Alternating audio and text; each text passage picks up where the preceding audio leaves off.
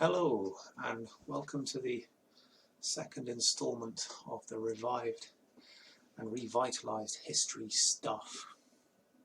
Now one of the things I want to do with this channel is get into doing some book reviews, film reviews maybe if the subject is relevant, and I thought I'd start with a book published recently by Pen and Sword called The Two Eleanors, and it's by Darren Baker.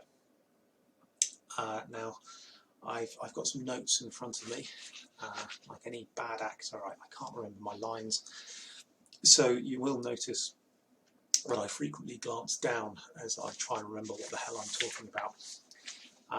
I've also got a cup of tea, there it is, just to wet my whistle in case I start sounding a little bit too hoarse. Now Darren's book should be floating there. I'm not great at the moment with editing these videos or putting up images and illustrations and that sort of thing, but if I've done this right, then the cover of The Two Eleanors should be here for you all to see while I'm talking about the book. So what is this? The Two Eleanors, it's a dual biography of two women who led concurrent lives, and that is Eleanor of Provence, Queen of England and the wife of Henry III in the 13th century, and Eleanor de Montfort, wife of Simon, Earl Simon, and Henry and Simon are great rivals, of course. And it's an effort to focus on the lives of two high-ranking noblewomen in this era, which is quite a welcome change from usual narratives which tend to focus on the men. And it also casts a very different light on the nature of Simon, really, who is generally perceived as a bit of a hero. He's said to be the founder of parliamentary democracy in England and the driver of the reform movement. This is not really the case. But before we get into that, I wanted to highlight something I'd noticed from reading previous reviews of this book on Amazon and Goodreads. There was some criticism that it's very difficult to tell the two Eleanors apart, which I don't agree with. I didn't find that to be a problem at all. To be honest, to be blunt, I find that a bit of a silly criticism. It's like saying you can't tell the difference between Henry III and his nephew, Henry of Ormaine, or all of the various men named Edward, Henry, Richard, Thomas in this era.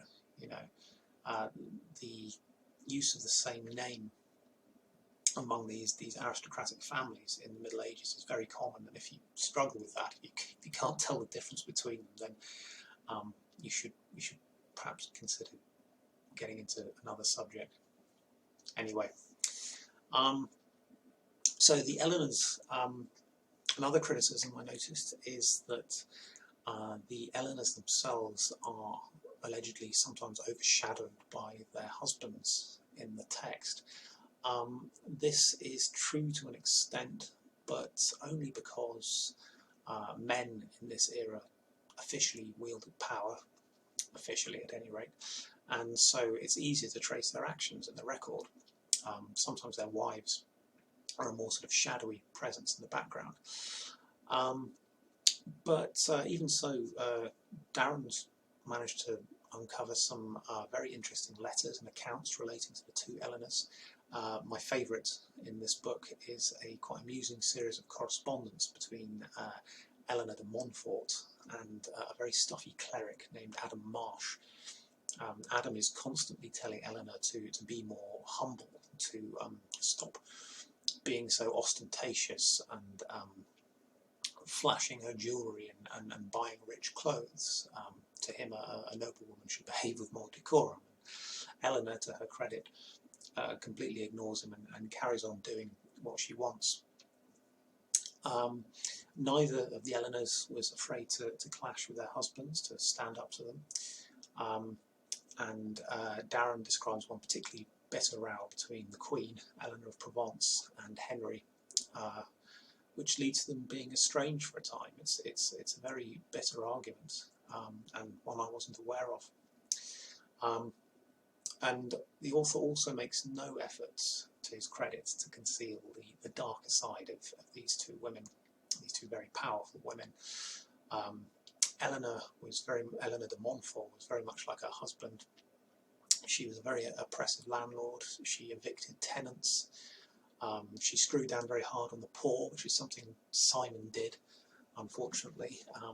He's got this reputation of being the champion of the poor in England.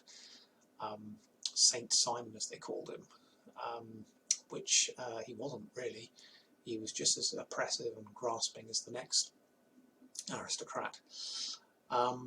Eleanor of Provence, for her part, she took blood money from the Jews and profited from the sale of Jewish financial bonds to Christians, which is one of the most notorious rackets of the age. And the treatment of Jews in this era, Jewish communities in England and anywhere in Christian Europe, is a very sad tale of exploitation and bigotry, and there's no bright spot, to be honest. It's a very depressing subject. Eleanor of Provence also has this tendency to appoint corrupt officials. People like Geoffrey Langley and a spectacular character called Brother William of Tarentum, who is said to have gaped after money like a horse leech after blood, which is a wonderfully eloquent description. The appointment of Langley as the justiciar, or the king's officer in North Wales, turns out to be a disaster. He's very oppressive, he's very greedy, he treats the Welsh very badly, and the result is, from about 1257 onwards, is a full-scale revolt, which really destroys Henry's position in North Wales. So in this respect, Eleanor of Provence and the king haven't made a very wise appointment. Their choice of servant is sometimes questionable. Excuse me.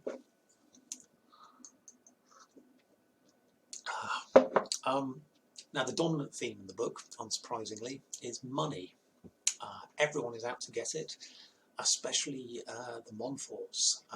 Simon and his wife Eleanor are a real power couple. They're very aggressive when going after what they want, and mainly what they want is money, especially from Henry, who owes them back pay, really, going back decades to near the start of his reign. And while he does genuinely owe them this money, the lengths that Simon and his wife are prepared to go to get it is actually quite extraordinary. For instance, they deliberately sabotaged the Treaty of Paris in 1259, which is one of the great peace agreements, diplomatic efforts of the age. It's an attempt to put an end to the wars between England and France that have rumbled on and off for decades. And it's the sort of thing that if Simon really did care about England, and if he was putting the kingdom first, then he would have thrown his weight behind it and then supported Henry all the way in his negotiations. But what he and his wife actually do is they do everything they can to undermine it, just to put Henry into a position where he's got to give them the money that he owes them. So this casts a darker light on Simon de Montfort, really. And it doesn't end there. Simon is also a bit of a bully. In council meetings, if anyone dares to stand up to him, then he reacts with violence. He will personally assault anyone who dares speak out against his ideas, against his policies. And he has to be physically restrained from actually attacking his critics. Again, this isn't particularly wonderful behaviour, not very saintly, certainly.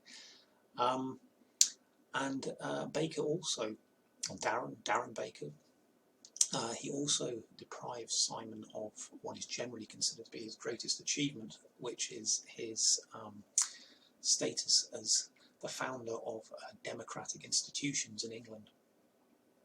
This stems from the Parliament that Simon presided over in 1265 when he summons the Commons to London.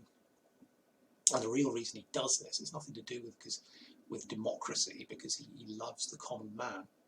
He's doing it because he's losing the support of the barons in England, and he needs the support of the knights of the shires and of the towns, of the commons, to prop up his regime, which crumbles away within months anyway. But Simon doesn't even have that to his credit, really. He's not the first person to summon this kind of proto-democratic assembly in England. That honour actually belongs to the Queen, Eleanor of Provence, who summoned a very similar assembly back in 1254, over a decade earlier, when her husband was out of the country in Gascony. And it's Eleanor who really presides over the first, what we might call a democratic mandate in England. And this looks to be a bit of a sort of an inconvenient fact that's been either ignored or brushed under the carpet, just so Simon's halo can be given another little polish. So that is something I wasn't aware of, and Darren makes this point very, very ably in the book. If I've got a criticism, it's that the first third of the book is perhaps a little slow. This isn't necessarily due to any fault with the writing. The first part of Henry's reign is, in my opinion anyway, not quite so interesting as the middle bit and the last bit. And it's also partially due to the youth of the protagonists. Eleanor of Provence, Henry's wife, was only 12 years old when she married Henry. This is perfectly standard for the age. Young girls frequently married off to men much older than them. I mean, Henry is 28 at the time. It's quite normal.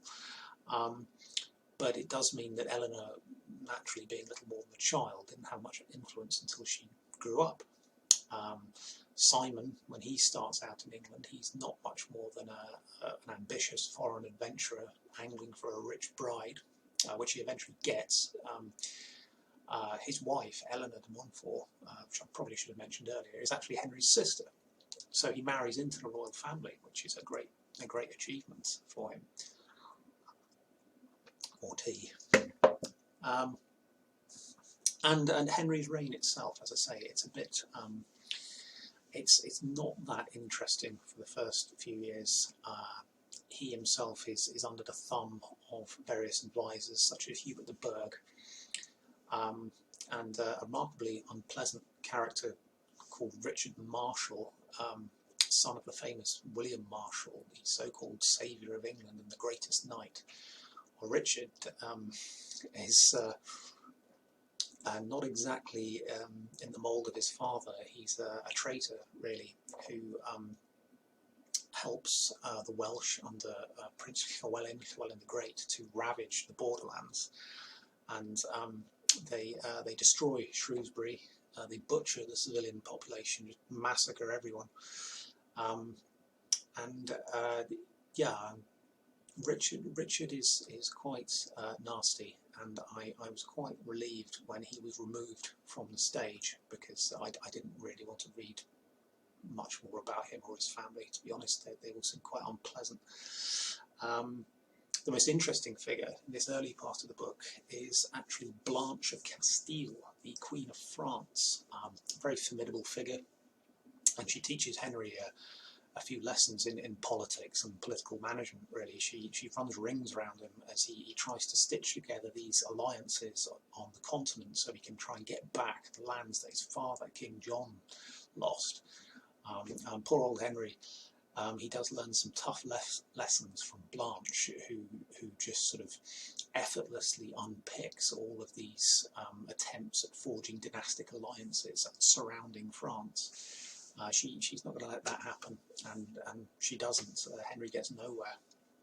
So I would actually like to see a biography of Blanche. She seems like a very steely, intelligent person, and one of the great female figures of this era.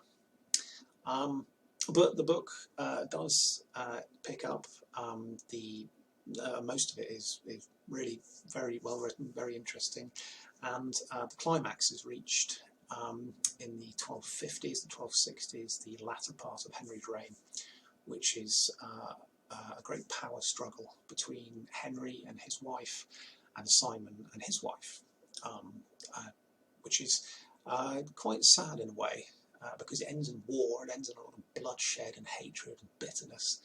And these people, these four people, they've known each other for a long time. They've known each other for decades. But it ends very badly. And this is a human tragedy on a personal as well as a national level. Because, of course, Simon ends up very dead on the battlefield at Evesham in 1265 with a lance through his neck, being hacked to pieces by the followers of the Lord Edward.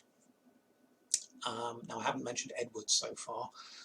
I mean, I am personally very interested in Edward and the reign of Edward I. And while he's not the focus of this book, the focus is supposed to be on the Eleanors. I must admit that whenever Edward turns up and does something dreadful, which, you know, he stages bank robberies, he breaks his word, he's charging about all over the place, doing these terrible things. I must admit that the narrative does suddenly, it goes up a notch. He's like this cartoon villain, and by comparison, everyone else, particularly Simon, they come across as a little bit staid, a little bit stiff. Edward sort of leaps off the page, but maybe that's just because of my personal interest. I'm showing a prejudice there. Certainly, Edward doesn't come across as a particularly nice or admirable character at this early stage in his career. He's very easily manipulated, he's dragged about by various factions, and this causes his parents all kinds of problems, all kinds of heartache. I mean, at one point he's actually suspected of plotting against them, plotting to depose his own father, and he's infatuated for a time with Simon de Montfort, and the scales only really fall from his eyes when his mother, Queen Eleanor, is almost murdered by a Montfortian mob in London. They attempt to sink her barge as it sails down the Thames and to drown her. And it's only from this point on that Edward realises that no, Simon is not all he's cracked up to be, and that what he should be doing is supporting his parents, which he does from this point on. And it ends in the massacre of Evesham, really, which is this very bloody battle fought in very dramatic circumstances with a thunderstorm raging overhead. And it ends with Simon and most of his followers just sort of wiped out in this orgy of bloodshed, which is very unusual for the time. Most medieval aristocrats don't expect to be killed in battle. They expect to be taken for ransom. The common soldiers, of course, are all slaughtered like rats. They always have been. Nobody cares about them. But the nobles are spared because they're so wonderful and special, apparently. Well, Evesham is an exception. Edward decides that the only way to put an end to the threat of Simon and to ultimately put an end to this long-running civil war is to just butcher the lot. And that's what happens. And that, of course, leaves Simon's wife as a widow with several grown-up sons. And Edward, who is sort of taking over the narrative by this point, he does his best to reconcile with her. He allows her to leave England with her household. He doesn't go after her or prosecute her. And later on, he meets her in Paris, and again is very conciliatory. And the last part of the book is, it ends on a slightly melancholy note, really, because for the latter stage of their lives, both of the Eleanors sort of really decline into the background. their husbands are dead. Henry dies in 1272, 7 years after Evesham, and this kind of removes a bit of their importance, really. They're still quite influential, they're still very wealthy and powerful landowners, but they're not really dictating events anymore, particularly after Edward becomes king. He's quite close to his mother, he consults her, but she can't be described as any sort of power behind the throne or anything like that. She's sort of gently fading into the background. Eleanor de Montfort, for her part, she's not willing to give up that easily. She spends the rest of her life in a convent in France, and from there she tries to revive a political alliance with the Prince of Wales, Llywelyn, who was once an ally of her late husband, Simon, and she decides to marry off her daughter, another Eleanor, to Llywelyn. And if I have another slight criticism of the book, I think perhaps Darren could have placed a bit more emphasis on this marriage and its consequences, because it turns out to be a disaster, really.